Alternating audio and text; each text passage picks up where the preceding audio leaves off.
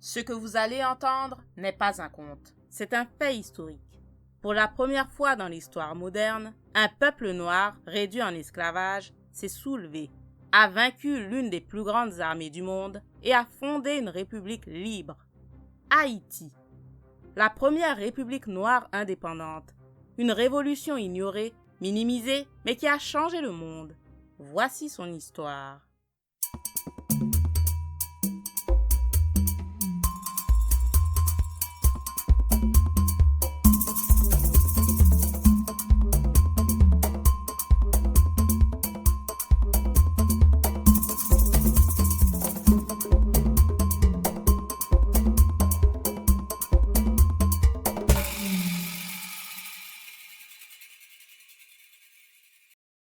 L'île d'Hispaniola est divisée en deux.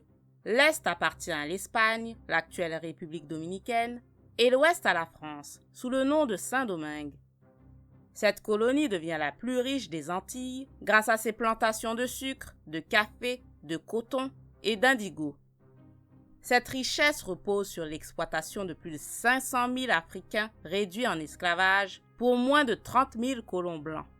Une minorité libre, composée de personnes noires ou métissées affranchies, tente tant bien que mal de s'élever socialement, mais reste largement discriminée. Les esclaves vivent dans des conditions épouvantables. Journées interminables, punitions, séparation des familles. L'espérance de vie y est extrêmement faible. En 1789, un événement va tout changer. La Révolution française. En métropole, le peuple réclame liberté, égalité et fraternité. À Saint-Domingue, ces mots prennent un tout autre sens. En 1791, les tensions montent, les colons veulent plus d'autonomie, les affranchis réclament l'égalité des droits et les esclaves, eux, veulent la liberté. Le 14 août 1791, dans une forêt du Nord appelée Bois Caïman, une cérémonie vaudou a lieu. Des chefs spirituels, comme Boukman Duty, galvanisent les participants autour d'un pacte sacré, se libérer ou mourir. Le 22 août, la plus grande insurrection d'esclaves de l'histoire éclate. En quelques jours, des centaines de plantations sont attaquées. La peur a changé de camp. Face à cette révolte massive, les colons sont dépassés. L'armée française tente de reprendre le contrôle, mais elle fait face à une résistance déterminée. Et c'est dans ce contexte que surgit un homme hors du commun, Toussaint Louverture. Né vers 1743, Toussaint Louverture est affranchi à l'âge de 33 ans. Il apprend à lire, à écrire, à soigner. C'est un homme de réflexion, de stratégie et de vision. En 1793, la guerre civile fait rage entre colons, affranchis, esclaves et même les puissances extérieures comme l'Angleterre et l'Espagne qui veulent profiter du chaos. Toussaint prend les armes, d'abord aux côtés des Espagnols, puis se rallie à la République française quand celle-ci abolit l'esclavage en 1794. Il gravit les échelons, unifiant les forces noires et reprenant le contrôle de l'île. Il met en place un ordre nouveau. Relance économique, école, discipline dans les campagnes, respect de l'égalité. En 1801, il adopte une constitution pour Saint-Domingue où l'esclavage est définitivement aboli et où il se nomme gouverneur à vie. Il ne déclare pas encore l'indépendance, espérant que l'île puisse rester liée à la France républicaine. Mais à Paris, Napoléon Bonaparte voit les choses autrement. En 1802, Napoléon envoie une puissante armée commandée par son beau-frère, le général Leclerc, avec une mission secrète: rétablir l'esclavage à Saint-Domingue.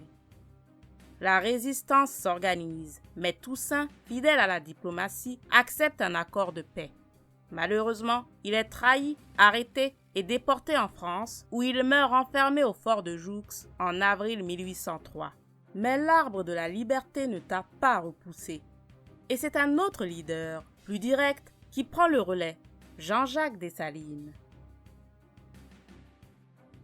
Jean-Jacques Dessalines, ancien général de Toussaint Louverture, refuse toute compromission. Il mène une guerre totale contre les troupes françaises. Le 18 novembre 1803, il remporte la bataille décisive de Vertières. L'armée coloniale française capitule. Le 1er janvier 1804, dans la ville de Gonaïves, Jean-Jacques Dessalines proclame l'indépendance d'Haïti. C'est la naissance de la première république noire libre au monde et le premier État indépendant issu d'une révolte d'esclaves. Dessalines choisit le nom Haïti, issu du mot taïno, Haïti, en hommage au peuple autochtone disparu. Il fait inscrire dans l'acte d'indépendance que jamais l'esclavage ne reviendra sur cette terre. La révolution haïtienne bouleverse l'ordre mondial.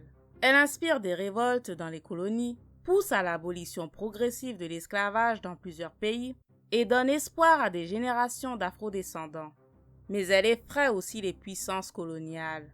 Haïti est isolée, boycottée et menacée.